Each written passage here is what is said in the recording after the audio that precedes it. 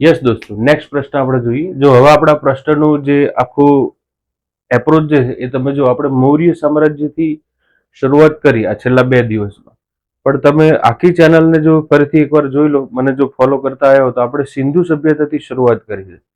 સિંધુથી વૈદિક, વૈદિકથી જૈન અને બૌદ્ધ, અને હવે આપણે મૌર્ય અને ગુપ્ત સામ્રાજ્ય તરફ આગળ વધ્યા છે. તો કહેવાનો મારો મૂળ તાત્પર્ય એ છે કે જોડાયેલા રહેજો મારી સાથે. આપણે દરેક સબ્જેક્ટના આ રીતે ટુ ધ પોઈન્ટ, ને કોઈ રેન્ડમલી નહીં કે આવીને ગમે તે આપીને વયું જવાનું, એ આપણી પોલિસી નથી.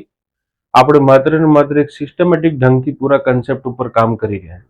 જો પ્રશ્ન આપણને પૂછે છે કે સમ્રાટ ચંદ્રગુપ્ત બીજાના વખતમાં ચીની યાત્રાળુ ફાહિયાને રાજ્ય વહીવટ અને સમૃદ્ધિ અંગે વિગતો દર્શાવેલ છે. પહેલા તો એ સમજી લો, આ ચીની યાત્રાળુ જે કોઈ હોય, એ ચાહે ઇત્સિંગ હોય, ફાહિયાન હોય કે હ્યુએનસાંગ હોય, આમનો ભારતમાં આવવા પાછળનો એક પર્ટિક્યુલર એમ હતો, એક ટાર્ગેટ હતો, એક હેતુ હતો. અને એ શું? બુદ્ધ ભૂમિની મુલાકાત લેવીને પોતાને પાવન બનાવવું.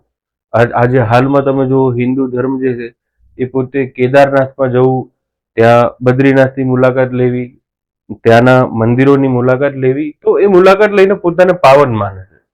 ઇસ્લામ ધર્મની અંદર પણ જો હજ યાત્રાની એક મુલાકાત લેવી, મતલબ કે ત્યાં એ મક્કા મદીના જેવા શહેરને પહોંચવું, પોતાના વિચારો જે છે એની સાથે ત્યાં તાલમેલ મિલાવો, તો આ પણ એક પ્રકારે શું છે, પોતાને પવિત્ર માનવાનો કન્સેપ્ટ. એવી રીતે પ્રાચીન સમયમાં દુનિયાના બધા દેશો જે અત્યારે બુદ્ધિઝમને ફોલો કરે છે, એ લોકો ભારતમાં આવતા. કેમ? તો કે બુદ્ધનો ઉદય, બુદ્ધ વિચારધારાનો ઉદય જ આપણા ભારતમાંથી થયો. એટલે તો મોદી સાહેબ જ્યાં પૂર્વોત્તર દેશોમાં જાય ત્યાં કહે છે કે મેં બુદ્ધ કી ભૂમિ સે આયા હું. કેમ કે ગૌતમ બુદ્ધ, ભારતે દુનિયાને 2 વિશેષ ધર્મ આપેલા છે, એક જૈન ધર્મ અને એક બૌદ્ધ ધર્મ. આ વાતને ધ્યાને રાખજો. ઉદય એમનો ભારતમાંથી થયેલો જોવા મળે.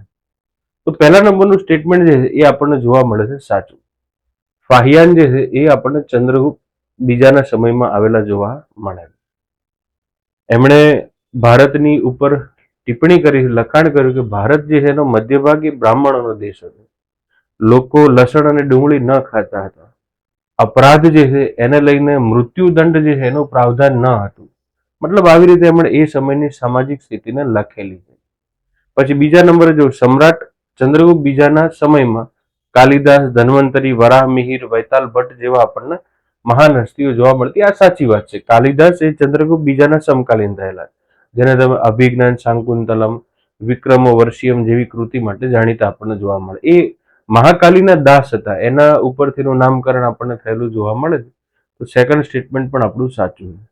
અને થર્ડ નંબર જુઓ કે સમ્રાટ ચંદ્રગુપ્ત બીજાના મૃત્યુ બાદ ગુપ્ત વંશ છિન્ન ભિન્ન થઈ ગયું. આ ખોટી વાત છે. ગુપ્ત વંશે ભારતમાં 800 વર્ષ જેટલું શાસન કરેલું.